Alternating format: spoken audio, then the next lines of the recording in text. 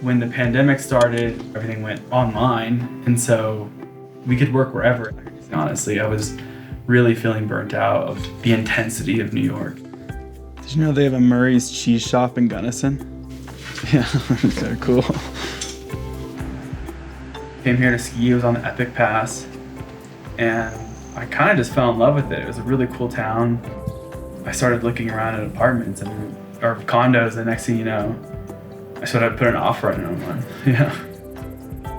Tyler Rogers and Bella McGoldrick are living the dream.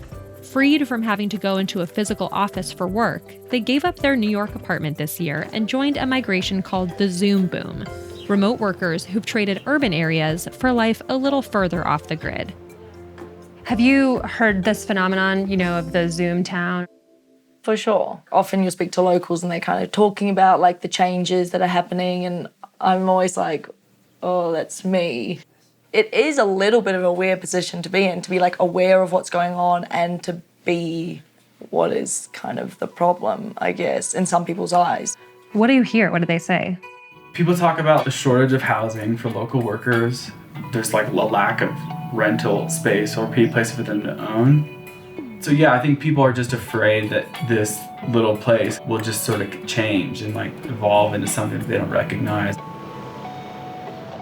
Property values have increased hundreds of percent since the 90s here. Back in the day, you could get one of these houses for 60 grand probably. And now what does something like this go for? $1 million plus, 1.8, 2 million, something. It's huge. Wow.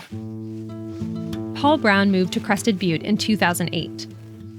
I love how they did this bathroom. It is amazing. He now works as a realtor, where he has a front row seat to the already tight housing market getting tighter.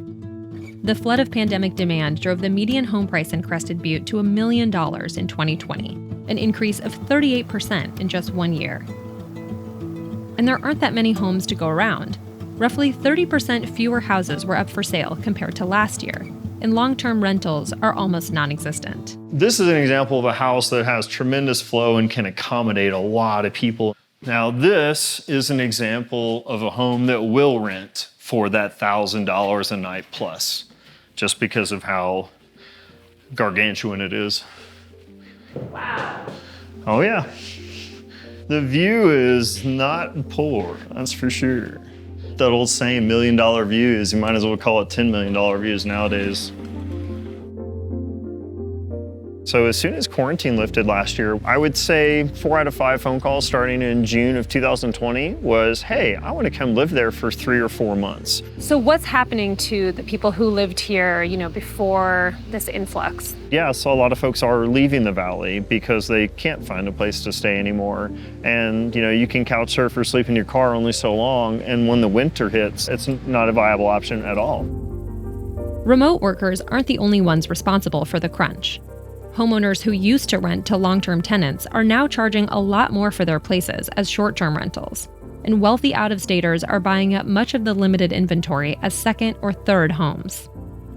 Who do people blame for these issues here? Blame is spread around pretty well. The animosity is certainly going to be at the people that come to purchase here, but don't actually live here.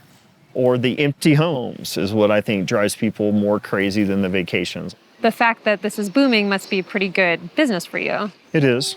I feel like there is a fiduciary responsibility to my clients, but for every home that I take out of available inventory further exacerbates our problem. It's a constant struggle because it could eventually even cost me to lose my roof over my head. In June, the town of Crested Butte declared an affordable housing emergency.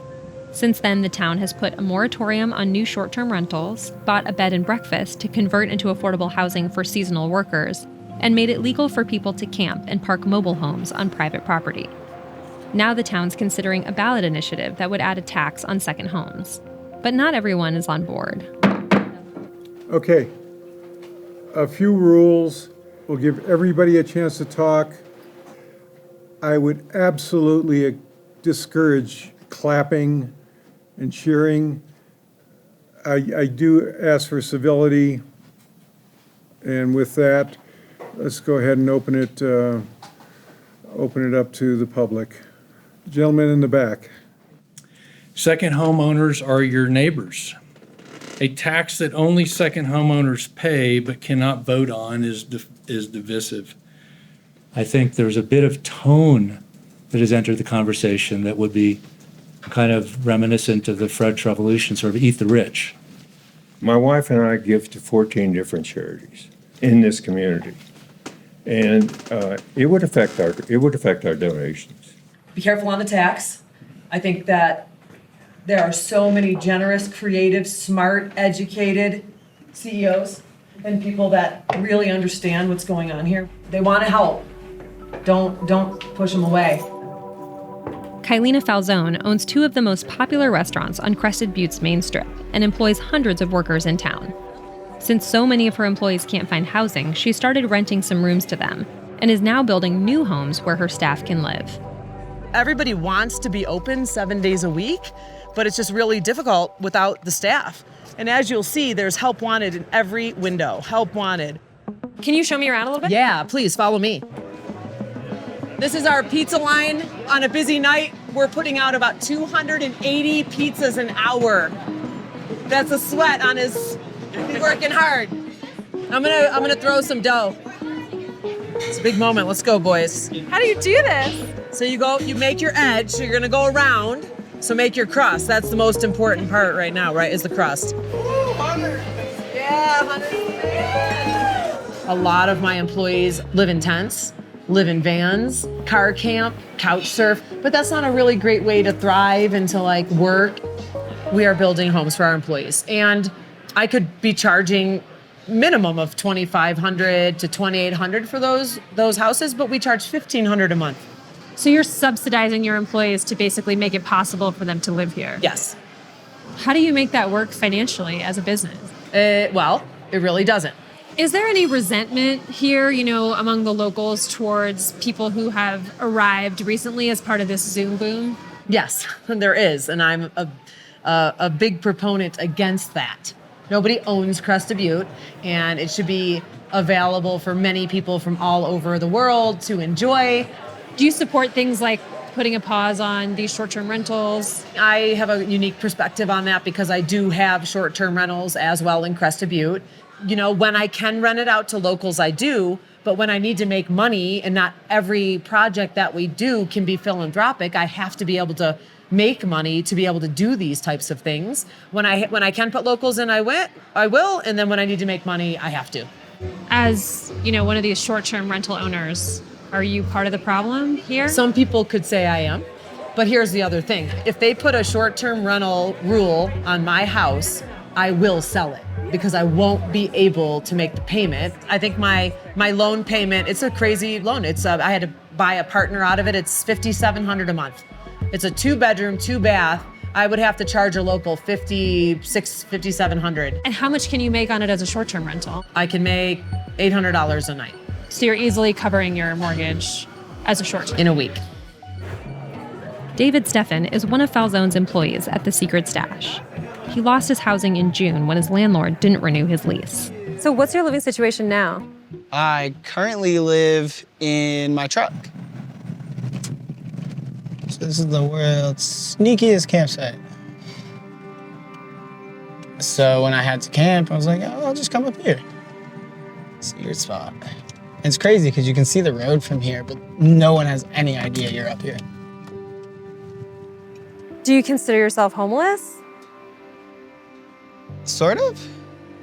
I was joking the other night that by not living anywhere, I get to live in all of my friends' apartments. But, I don't have a home. I have a car. It's not even it's unaffordable. Yeah, there's some places coming up that aren't affordable, but most of the time, there's nothing to rent. If there's nowhere to live, there's no one to work.